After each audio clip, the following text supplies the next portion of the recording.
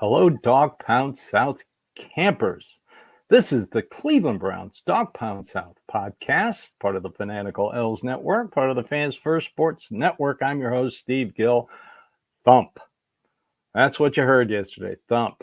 We went from having fun as fans watching an offense against a very bad pass defense in the Baltimore Ravens to playing not a great team, a good team, a really good team. The Chargers are really good. They can put the pressure on you. Their secondary is a little iffy, but you saw yesterday they cranked it up a notch. Okay, so moving forward, we're at the bye. The Browns are 2-7. Never thought they'd be there, but due to injuries, bad quarterback play, stupid ass penalties, excuse my French, but they are stupid ass penalties, and you saw it again yesterday. And so I can't wait to hear what Andrew Berry has to say and his annual At the Bye press conference. This is going to be interesting. I encourage everyone to find out when it is, don't know yet, and to somehow either listen to it or record it and come back and listen to it later. I think it's going to be interesting. All right. So what happened during the game? Everybody failed. Offense, non-existent. Defense, no communication. Excuse me. It's week. It's the 9th game, and there's still no communication. Where was Juan Thornhill on those first 2 long touchdown passes? He came into the screen on the second one. But, you're leaving. I mean, Denzel Ward is obviously thinking that he's going to get help.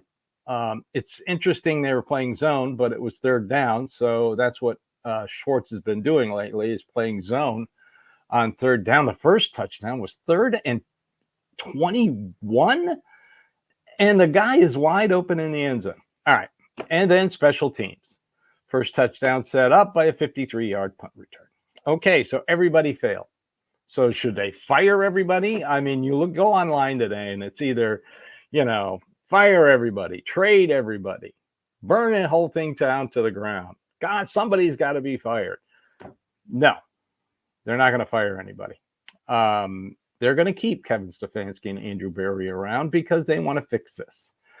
And this is the best way forward, is for them to fix this. Now, would a coordinator get canned?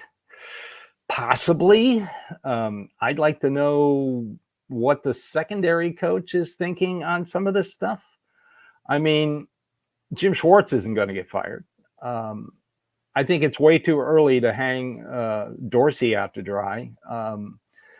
You can't just fire assistants during the season. I mean, what do you want to be? The Raiders, 4 of the last 5 years, they've fired an assistant during the season. That's dysfunctional. That's the former Cleveland Browns. That's why Kevin Stefanski and Andrew Berry are going to be here next year, through this year and next year. Now, will they fire some? Will they make an overhaul in the offseason? They could. But I really don't see any of the coordinators getting canned. I know a lot of people want to blame somebody. It's human. It's a human instinct thing to do. Let's blame somebody. It's got to be somebody's fault. Let's take a quick break here, and then we'll talk about the trade deadline and moving forward. All right. I really want to thank Mike Florio during the game, saying that Zadarius Smith was going to be traded right after the game. Wait a minute. Let me see here. No, still a Cleveland Brown. Yes. Would he provide value in draft picks? Yeah, he would. Who's going to take his place? A rotational guy, Isaiah McGuire. He's good, but I don't know. Greg Newsome being traded, possibly.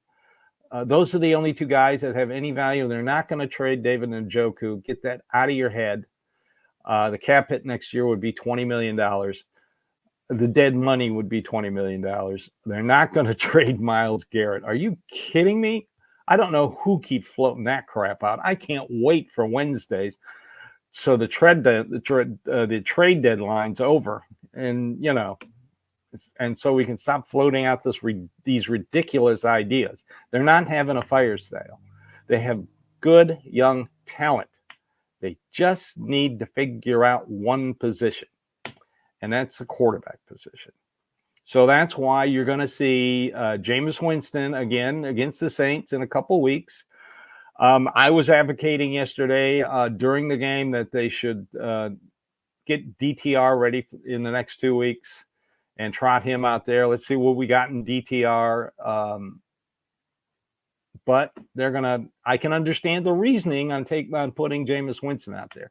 If he is a capable bridge quarterback, like Jacoby Brissett they thought was for the Patriots. Now they've just thrown the May kid out there. If Jameis Winston can be a bridge quarterback, then you sign him next year.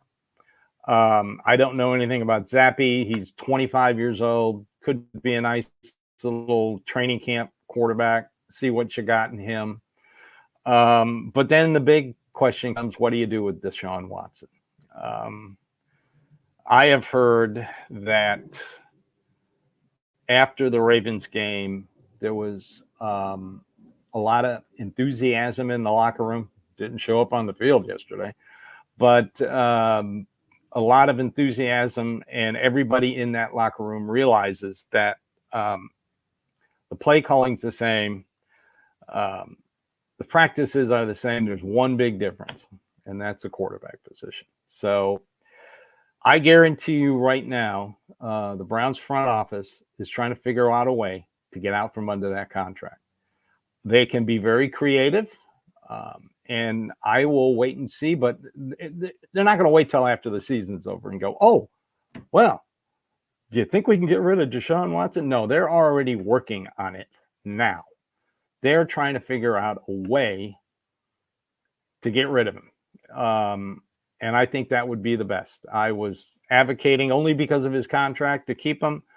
But if they can figure out a way to get out from under the giant cap hit that's going to hit, I trust them to do that. And believe me, I have a feeling they are going to figure it out. Because right now, the Browns really don't have a quarterback. They might have a quarterback for the future in DTR. Once they determine if Jameis Winston can be that bridge quarterback, sign him again for next year, and then start playing DTR near the end of the season to see if he's your guy. I mean, they're going to have draft picks, and a lot of people are arguing that Andrew Berry's not very good at drafting. I'm going to say one thing about that. The last 3 years, they haven't had a first-round pick, and this team, until the bottom fell out this year, has been competitive. So he'll have a first-round pick next year. God only knows where it's going to be. Right now, it's looking top 10. They got to determine if you're going to take a quarterback. The quarterbacks in this draft do nothing for me whatsoever. Do you want to get a veteran? Do you want to go out and possibly look at Sam Darnold when J.J. McCartney comes back for next year? Or do you want to give Atlanta a call and see what they want for Kirk Cousins? Because they can't keep Penix on the bench down there in Atlanta. I mean, I know he's got a rookie contract, but you drafted him for a reason. So I have a feeling there will be veterans available, and you could plug them in. Because I agree with Jarrell. All you need is a capable quarterback. If Nick Chubb comes back healthy, they fix the offensive line. And please, for the love of God, get us some defensive tackle. Mo Hurst does he play? I hardly see him. Davlin Tomlinson had a great game yesterday. Shelby Harris had a great game yesterday. Of course, Myles Garrett tore it up yesterday against a very good offensive line in Los Angeles. Those guys are good. They got 3 first-round draft picks on that line and a second-round draft pick. So they are very big, very strong, but wasted effort. And then you get into the second half, and the problem with Jameis Winston is the turnovers. And that's why you've got to start him again. Let's evaluate him. If he's still turning the ball over like crazy, then you know he's not the answer. And then you don't re-sign him for next year as a bridge quarterback or a backup to another veteran. But they have to fix the quarterback position. That's where it all falls. That's where this team is at this point. Need a new quarterback next year. Sorry, Deshaun Watson ain't it. Experiment over. I don't blame him for swinging for the fences. At the time, everybody thought, hey, this is great. This is great. But then you knew the suspension was coming.